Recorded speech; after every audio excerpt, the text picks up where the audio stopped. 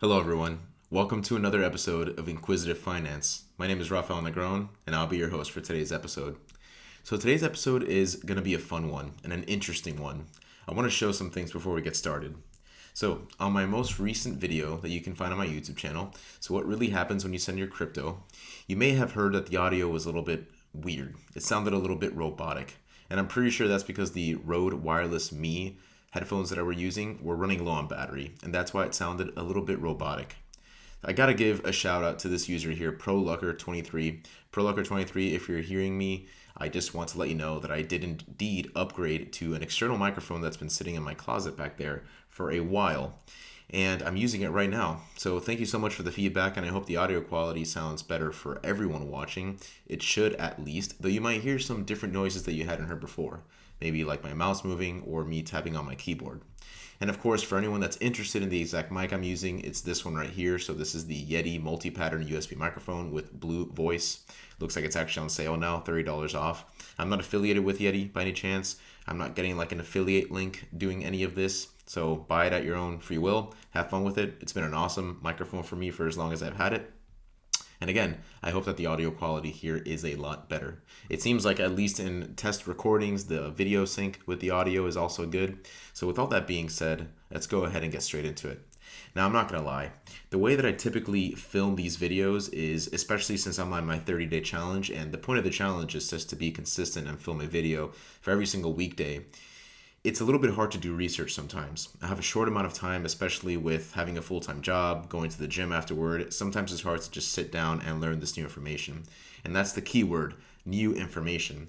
Crypto is something that I never really dove this deep into, and especially now getting to things like wallets, exchanges, and stablecoins, sort of the topic of today's video, it was a little bit difficult for me to understand a lot about this. I think especially DEXs, decentralized exchanges. But I'm going to do my best to walk through all the notes that I have here on my screen, and hopefully we'll learn a thing or two about what all this means. So without further ado, let's go ahead and get started. Let me close these tabs out just to make things a little bit cleaner. And let's get started with a wallet. So one of the first things that I found very interesting was this right here. Your wallet doesn't actually hold your crypto, okay? So if you open up, let's say, Coinbase on your phone, which is actually a centralized exchange, among others. So if you open that on your phone, you're gonna see a balance, but that balance isn't actually, it doesn't really belong to you, right? It belongs to them. I always had this idea that a wallet was necessarily the balance of your crypto, but really, as we see in further lines here, what a wallet really holds are your keys, your public and private key pair that let you access your crypto on the blockchain. So if you remember from yesterday's video, we talked a little bit about these public and private key pairs, and we discovered that it's actually something called public key cryptography. Again, I'm just highlighting this here, so if you actually want to read a little bit more about this, you can do so on your own time. There are books and videos and articles that go so much into depth about this. This channel nor this video are the place to talk about it, but I at least just want to bring it up to you also. If you're sort of technically minded and inclined, you can go ahead and read it for yourself. This Alice and sort of Bob example is a very famous one, and it makes a lot of sense once you actually wrap your head a little bit around it. So going back to wallets, so your public key is like your address. Anyone can use it to send you crypto. And your private key is your password. It's what lets you spend or move that crypto. Now, even though your public and private key are linked, no one can reverse engineer your private key from your public one, right? So your private key is very special. It's very secretive. It can only belong to you, and you should never, ever let that leak. Never, ever share that with anyone. And at the end of this video, we'll cover some of the security considerations to, I guess, consider when dealing with all this wallets, exchanges, stablecoins, and so on and so forth. So all your crypto lives on the blockchain. It's not inside a wallet app. All the wallet does, it just talks to the blockchain to show your balance and sign transactions.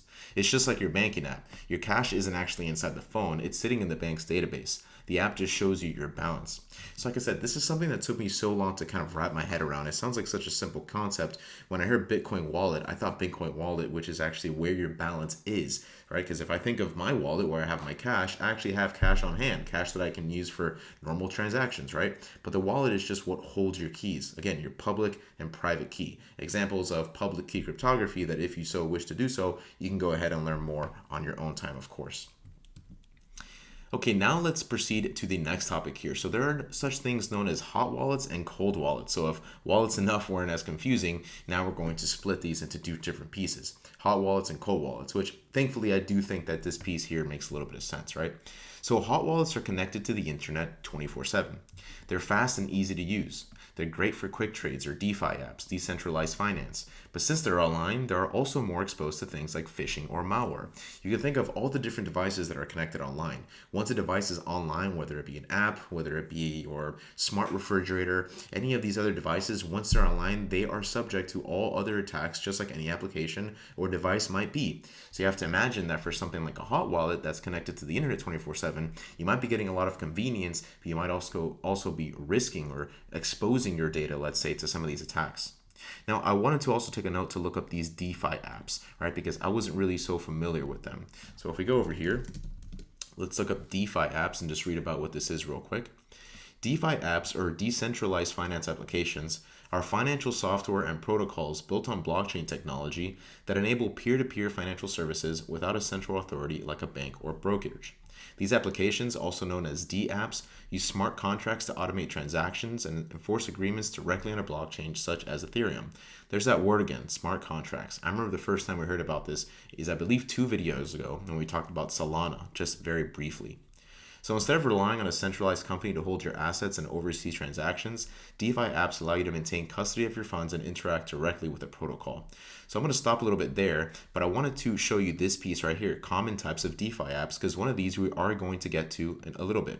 And it was honestly one of the most confusing things for me, and it really still is the most confusing thing for me. And this is exactly, and I say this in every single video, but again, these are the points of these videos, right? Even though I find some things confusing, I'm trying my best to learn about them and at least talk to you about my learning process, show you exactly what I'm learning about, in hopes that, again, maybe I can spark some debate in the comments. Maybe some people can tell me, hey, you're actually wrong thinking about this. You should think about it this way. Or they can tell me, hey, you're right thinking about it. Or, wow, I never thought about it this way. So even though I'm still very much confused about a lot of these topics, I'm still trying my best to take the plunge and learn about it. And like I always say, and I always encourage people to do so, because man, even 2 days ago when I just started learning about Bitcoin, I feel so much more equipped now to actually make decisions about Bitcoin or all these other coins and tokens and stablecoins that we're going to learn about. I just feel that much more involved in it and able to at least reason more about the things that I read and watch and hear. So imagine what I can feel in 3 months from now, 6 months from now, or a year from now. I mean, all that compound growth really adds up.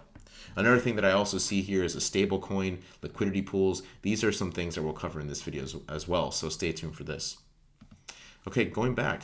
Examples of these hot wallets include things like MetaMask, Coinbase Wallet, Trust Wallet. I think Coinbase is probably one of the most popular ones. It's certainly the ones that I used. I'm not sure if Coinbase Wallet is actually a different application than just Coinbase itself, but it's probably all maybe accessible within the same app. Actually, can we? I don't think we can, unfortunately, look. Yeah, because I was trying to open up the App Store here on the Mac so we can see if I can look up the app and see if they're two different entities. But I think it's a separate modal that's owned by the operating system and not something that I can share on the screen. So unfortunately, we can't do that. But let's look at these other things like MetaMask and see if we can learn about it. So MetaMask, the leading crypto wallet platform, blockchain wallet. Let's see what this, oh, that's a very cool user interface here. So get MetaMask, they have this whole fox down here. Kind of cool. It looks like it moves with your mouse. And yeah, just a ton of information here. I'm assuming it's the same as Coinbase in a way. Buy and swap tokens, trade perps. Not sure what perps is or perps are. Maybe this is another piece of terminology that we'll hear about. Get more out of your crypto, connected crypto, dApps. Look at that. We just read about dApps. Collect and trade NFTs, the best rates, thousands of aggregated services. So it seems like a lot of things you can do here on MetaMask. Okay, and if we keep going, there's something called the Trust Wallet. So maybe let's give that a search as well. Trust Wallet, best crypto wallet for Web3, NFTs, and DeFi. True crypto ownership, powerful Web3 experiences. So again, just all these different types of hot wallets, right? Again, these hot wallets are connected to the internet 24/7, but I think they make things a lot more convenient for us. Okay, let's continue here. Cold wallets are offline hardware devices that store your keys safely and they're disconnected from the internet. When you send crypto, you use a companion app on your computer or phone. So you enter the amount and recipient. The cold wallet signs the transaction internally using your private key, very similar to that transaction flow that we went through before, right? Only the signed transaction goes online. Your keys never leave your device. Examples of this are Ledger and Trezor, which I've never heard about, but we will look at them in a second. So hot wallets are like your daily spending wallet, easy access, small amounts. Cold wallets are your vault, totally offline and super secure. So let's see if we can find some information about Ledger and Trezor. So Ledger cold wallet, security for DeFi and Web3. So freedom never felt so good. Take control of more than just your crypto with Ledger Nano Gen 5 Signer and the all-in-one Ledger app. So let's see what this is. Is this actually a piece of hardware? Oh, it might be.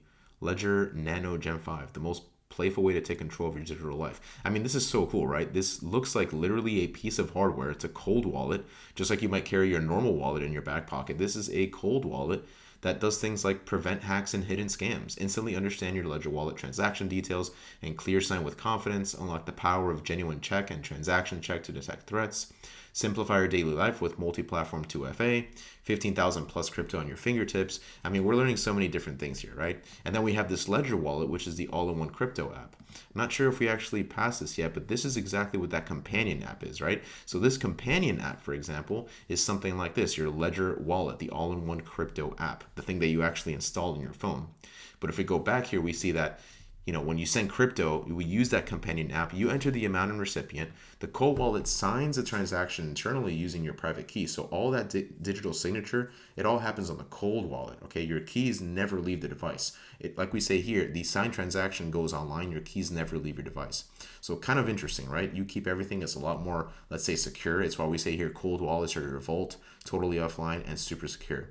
So far we've gone over wallets in general, hot wallets and cold wallets. Okay, there's just so much to learn here. And again, it definitely was confusing for me to wrap my head around all this. And I'm just happy that I'm even able to talk about this at the level that I am. This video I'm actually shooting a little bit later than normal because it just took me a lot of time to write these notes down. Like right now it's 10:51 p.m. Typically I make these videos at around 9 o'clock and try to get in bed by like 10:30, but I'm actually shifting this a little bit later because I just got to it a little bit later because it just required more work. Okay, so just to let you know, this is sort of the process that I take when I'm making these videos. This is how my learning process happens. Might be something that you want to check out for yourself too. Hopefully, this is completely random. Hopefully the audio sounds good. I see a little bit of clipping happening in OBS on the audio levels, but we're going to go for it. And hopefully, if it's too loud, let me know in the comments. Before I got the feedback on the audio on the previous video. Now, of course, if the audio is too much, let me know and I can adjust as needed. Maybe there's a gain knob on the microphone that I can adjust, higher gain, lower gain, whatever I need to do, but so on and so forth. We'll get to that point. Okay, so custodial versus non-custodial wallets. Custodial wallets like Coinbase mean the company holds your private keys. It's easy to use, but you're trusting them with your custody. Non-custodial wallets like MetaMask or Ledger mean you hold your own keys. You're fully in control and fully responsible. You buy BTC on Coinbase, it's stored under Coinbase's custody. Okay, so you will withdraw to the Ledger address. BTC blockchain now shows your Ledger wallet's public address, and the private keys to that address live safely inside your Ledger device, never online. Okay, so this is just an idea of how you can actually buy BTC, for example. Again, let me just go over this process because I actually wrote these notes here because it was even confusing to me. So you buy Bitcoin on Coinbase, you can withdraw to the Ledger address that you find on your Ledger, either companion app or let's say the cold wallet, not entirely sure.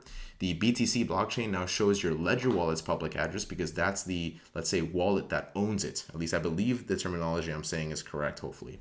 The private key to that address lives safely inside your Ledger device and it never goes online, okay? I think earlier, just to correct myself, I may have mentioned that MetaMask was similar to Coinbase, but perhaps it's not. But again, it might be the case that hot wallet and cold wallet are unlike custodial and non-custodial, right? So if we go back to, let's say, hot wallets, do we have examples here? Okay, so you can have like MetaMask can be a hot wallet, but it can also be a hot non-custodial wallet, if that makes any sense.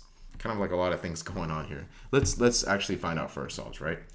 Is MetaMask a hot non-custodial wallet? Let's see what Gemini has to tell us.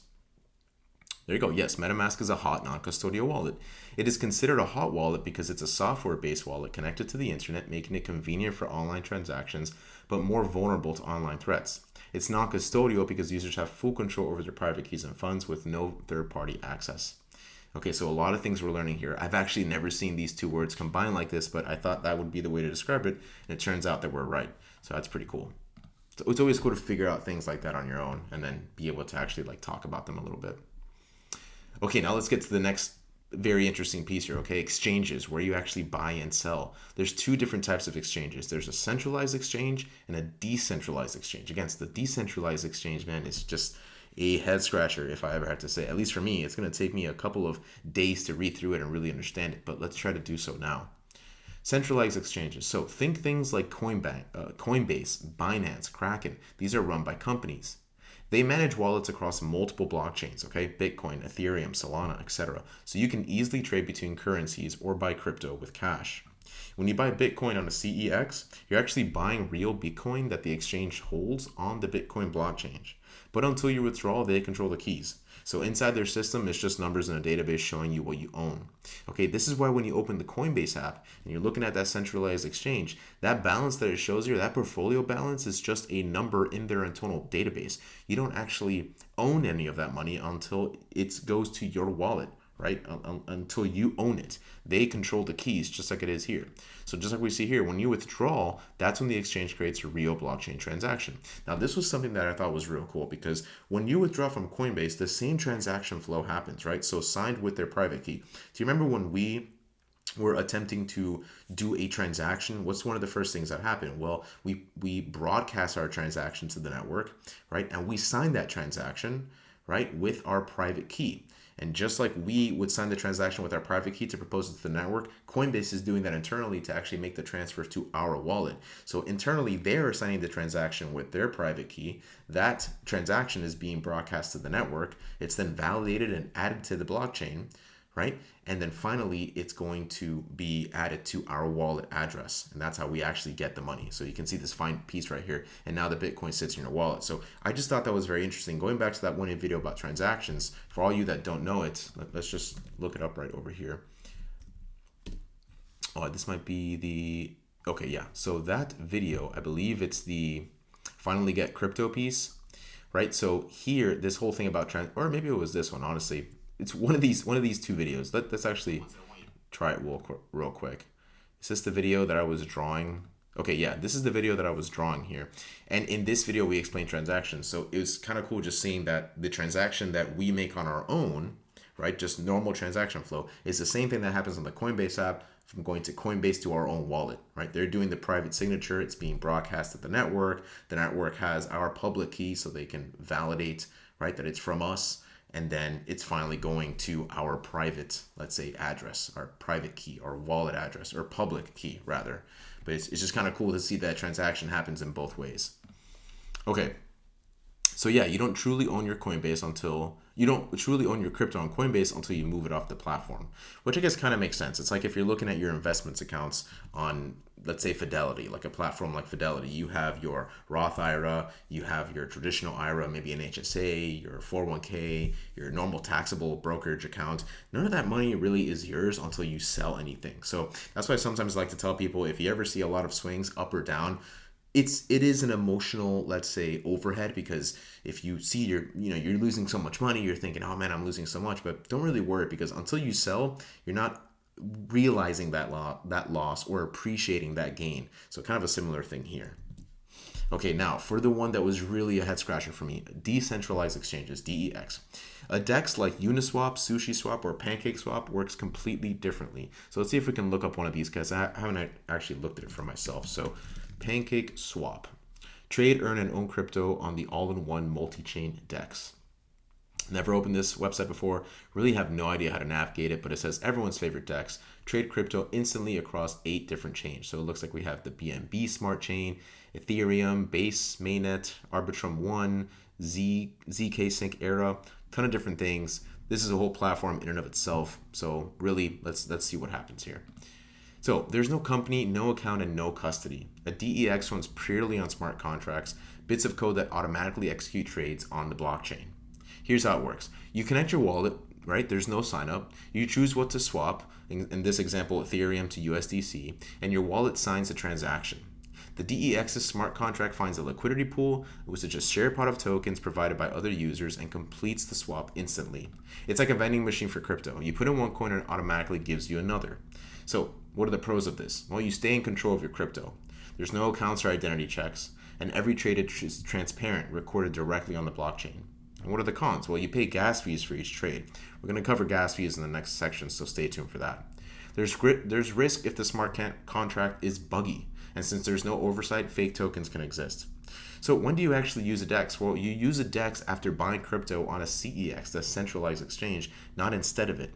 A decentralized exchange, DEX, gives you control, access, and opportunities inside crypto that centralized platforms can't match. You might not directly buy BTC on it, but you can do things like swap, lend, stake, and earn all directly from your wallet. So at least the way that I see it, it seems like a centralized exchange maybe is where you're going to get your Bitcoin, right? And then once you have that Bitcoin, let's say that's like level 1, you can then go to a DEX where you can do more advanced things with your crypto. If you want to take it to the next level, let's say, if you will. It looks like some of the features of that next level include things like we talked about: swapping, lending, staking. Remember, we learned about proof of stake, actually putting up money instead of like proof of work with mining, you're putting up money, right? Proof of stake and earn all directly from your wallet, right? So different levels. Maybe the centralized exchange is level 1, a DEX is level 2. You can do more with your money, more interesting things that you definitely, or let's say most likely, could not do on a CEX. Now, still very confusing to me, to be honest with you. I think I just haven't reached that practical level where I have BTC or enough BTC right now that it's even worth it for me to open up a DEX. I think the next level for me would probably be buying one of these cold wallets, for example, getting on a DEX, hopping on a DEX, and seeing what that whole thing feels like. Maybe I'll make a video about that. We'll see. I'm not sure if it really falls in the finance thing, because probably after all this crypto stuff, as much as I want to keep talking about crypto, we'll probably move back into investment strategies, 401ks and things like this. Investment dilution, something I just recently learned about. Share dilution, maybe that's the right way to say it. Anyway, the point is, I think until I get my hands dirty with it, it's going to be hard for me to really wrap my head around. But at least this section of DEX is giving you a very brief introduction to it and can hopefully inspire you to do more research on your own. And if you do, let me know what you actually achieve from doing so. Okay, gas fees, the cost of doing business. Gas fees are what you pay to use the blockchain. It's how miners or validators get compensated for processing your transaction. Think of it like a toll for getting your transaction added to the blockchain. The more congestion there is, the higher the gas fee. It kind of reminds me of UberX when they have the surge pricing, right? The more the people are using the service, the more that the prices will increase over time. Now you can imagine for people like miners and validators, you imagine that mining rig we saw the other day. Let me see if we can find that again. So simple mining, right? If we go back to Twitter here, simple mining, we saw the mining rig these people are building here. I mean, this is massive. They are putting up a lot of their money to be able to do proof of work mining. So these gas fees are actually fees that, let's say, support these people, right? These gas fees are what we are paying. It's a toll that we're paying for the work that they are doing to be able to validate our transactions, okay? And actually be able to add these transactions onto the blockchain. So that's really what it says here. And here's some examples. So Ethereum, for example, could be 10 cents to $20 depending on activity. Solana or Polygon, for example, they're often less than a penny. So a lot of times, if there's a lot of traffic, a lot of congestion on Ethereum, you can use something like Solana, which is going to be like that back road. It's going to be significantly cheaper when there's a lot of congestion. But I guess if there's not, and the gas fees are low, you might as well just stick to something like Ethereum. Because I'm imagining, I haven't really done too much research like this, but I imagine Ethereum maybe is more of the standard. Solana and Polygon maybe are not. Correct me on that if I'm wrong. Really, again, I'm just learning alongside you all. Okay, stablecoins. This, I think, is one of the coolest things. Okay, it took me a little bit to wrap my head around this too, but I just thought the applications were so cool. Okay, stablecoins, the bridge between crypto and cash. I just realized my light isn't on. Does it need to be on? Maybe, maybe not. I'll leave it on for the remainder of the video. Stablecoins are crypto tokens pegged to real-world currencies like the US dollar. Common examples include USDC, USDT, and DAI. Let's actually look some of these up. So let's do USDT. This is market summary. Tether. Tether, often referred to by its currency codes. Let's go up here. USDT, and USDT is a cryptocurrency stablecoin launched by Tether Limited, Incorporated in 2014. It is pegged to the United States dollar and is distinct from a central bank digital currency. Okay. Other things like USDC. Let's look up USDC. the world's largest regulated digital dollar, the mighty US dollar made even more powerful. Join the millions using USDC around the world. Now, why is this so cool? Check this out. They're meant to stay steady at $1 each. No crazy price swings like Bitcoin or Ethereum. They're useful for sending money globally, instantly, with almost no fees, storing value safely between trades, and getting paid for paying others in digital cash. Okay, now check out this real world example that I just thought was super, super cool. All right, it's funny because before I wrote this down, I was talking to ChatGPT to sort of use it to understand or clarify my reasoning. And I was like, wait a second, can you just use USDC? Like if they're just one-to-one with the US dollar, can I do something like use USDC to send this internationally? One of the biggest reasons that people use crypto, or at least one of the main reasons I heard about crypto to begin with, is because things like international wire transfers take so long, like 1 to 5 days. So I thought to myself, well, could I just use USDC to do the transfer and save me all that time? And it turns out you can. So let's walk through this example together, right? So here's a real world example. You can deposit your USD into Coinbase, you convert it to USD, so 1 USDC equals $1, and then you send it to someone else in another country and it arrives in minutes, already breaking that barrier of the international wire transfer, okay? They can hold it or convert it back to their local currency. And since stablecoins live on the blockchain, you can use them in DeFi apps, you can lend them out, or earn interest all without banks. This piece right here was one that I was very interested in, because does this mean, I haven't done the research yet, maybe I will after this video, but does it mean that I can, instead of using like a savings account, can I just have stablecoin in a savings account that maybe earns some interest, right? Because then at that point, if everyone is using stablecoin, we can just send money and I think use money a lot more efficiently in a decentralized manner. So it's just food for thought for myself. I think it's a very cool application of Bitcoin and stable coins, to be more specific. And this is really where we start to see, I guess, the real world examples, the real world application of all this new technology that's been built out. And until I got to this point, and I've heard about stable coins before, and I was like, what is a stable coin? I have no clue. Now I have a little bit more of an idea. So pretty cool stuff. Okay, finally, arguably probably the most important section of the whole video, let's go through security, protecting your crypto, okay? Here's the golden checklist. Number 1, never share your private key or recovery phrase. Okay, there is no such thing as I lost my private key. If you've ever dealt with, let's say, if you're a web developer or a software developer, a lot of times you might be using platforms like Azure or Google or a variety of different applications, and sometimes they're going to give you access to a private key that you and only you should be able to keep.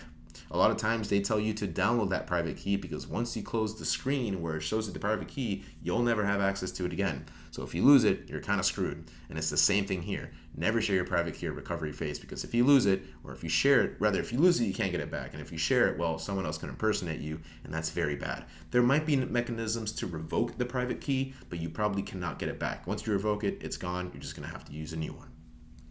Okay, turn on two-factor authentication whenever possible, okay? I think this probably applies to a lot of things. Let me see if I can remember now. Maybe, let's say, hot wallets, which are connected to the internet 24/7. Remember, they fall under the same attacks that any sort of application that's connected online can, because they're constantly connected 24/7. So things like phishing attacks, malware, so on and so forth. So turn on two-factor authentication when possible, just to give yourself that extra bit of security. Well, just like we talked about, beware of phishing links and fake apps, right? Again, these hot wallets, they are subject to the same types of security attacks like phishing and fake apps, just like we're reading about here. Use hardware wallets for long-term storage. Remember, when you're using centralized exchanges, they own the keys for you. But when you use, let's see, now I'm trying to remember the terminology, right? That's why I'm like looking up to remember. Centralized exchanges like Coinbase holds your keys, but when you use a cold wallet, I guess a hardware wallet, you keep the keys yourself. Remember, it's only the signed transaction that's actually going out over the network. Your keys always stay on the device. Okay, so you can use these hardware wallets for long-term storage. And finally, always double check wallet addresses before sending. I would love to show you a flow that I was doing earlier. I was trying to, at different points in this video, I wanted to share my account on Coinbase to see if I can do some things. I realized that I can probably make like a dummy account for purposes just of videos like this. But there was a piece that when I tried to receive Bitcoin, it told me to double check the address, or make sure that I'm using the same crypto, I believe that's the right terminology, on both ends, or else my funds can get stuck. Kind of reminds you of this point right here. Always double check wallet addresses before sending. But this might be something like you might be sending it to someone that you think it's some entity or something, some wallet, but in reality, it's another wallet. Okay. All right. Well, we have come a long way in this video, okay? Another long video, but a very important one. We have learned a lot of things about here, from security, protections, stable coins, hot wallets, cold wallets, centralized exchanges, decentralized exchanges, gas fees, just a lot of information. This is probably, out of all the ones, the hardest one that I've done so far. There's just so much to learn, and I'm just happy that I'm even learning about it to begin with. So are you someone that's also like me on your crypto journey for the first time? Have you finally taken the plunge like I have? And if so, let me know in the comments. I'd love to chat with you about it. Let me know if this video was helpful to you. Did you learn something new? Are you more inspired to go and learn for yourself? Also, of course, as far as video quality goes, let me know how the video quality was. Well, the video quality, I think it's good. I meant audio quality. Let me know how the audio quality was. I'm looking at my mic because it has such a presence here. Sometimes I mistake the camera for the mic. That's why sometimes you might see my eye straying. I hope the clipping isn't too bad. Of course, I can always switch that, and I might in different videos. But here's something else I didn't talk about that's very exciting. Let's go back to the YouTube channel. If I remember, if I'm counting correctly here, let me see. So these are all the videos that I've done as part of my 30-day YouTube challenge, okay? My YouTube challenge started right here. This video I created like 3 weeks before. Let me go a little. This video I created like 3 weeks before this first one. So let's see how many videos you've done, right? 1, 2, 3, 4, 5, 6, 7. Okay, so if that's 7, that means at the end here is going to be 12. This is 17. This is 22. Here we're at 27. And no, that can't be right, because then that would mean that this is, this is 32. Let's count it one by one. Maybe I just completely messed up the math here. Okay, let's go for it again. So we're just going to count literally one by one here. So 1, 2, 3, 4, 5, 6, 7, 8, 9, 10, 11, 12, 13, 14, 15, 16, 17, 18, 19, 20, 21, 22, 23, 24, 25, 26, 27. Okay, so this is going to be my 28th video that I'm uploading, okay? So I won't film again until Sunday night. Sunday night will be my 29th video, and next Tuesday, which let's look real quick just to see. Oh, unfortunately, I can't see the calendar app, but let's pull it up here. Calendar. Can we just look at the calendar? 2025. We are in the month of October. Today's the 23rd. So we're looking at next Tuesday, the 28th. So October 28th, I'm going to be filming my 30th video, where I'm going to go over some of my YouTube stats, some of my insights, some of the more behind the scenes, showing you how all this started, why it started. So if you're a content creator looking into getting started with YouTube, I highly suggest you subscribe, like, comment, do all that fun stuff, and follow me to be around for that video on October 28th. I cannot wait to make it, because it's going to feel so good that I complete the challenge. And of course, after that, I'm not going to stop making videos, but stay tuned so you can learn what exactly I plan on doing afterwards. Okay, the video has probably extended longer than it needs to. So with all that being said, thank you all for watching. And as always, hope you have a great night. See you next time. Later.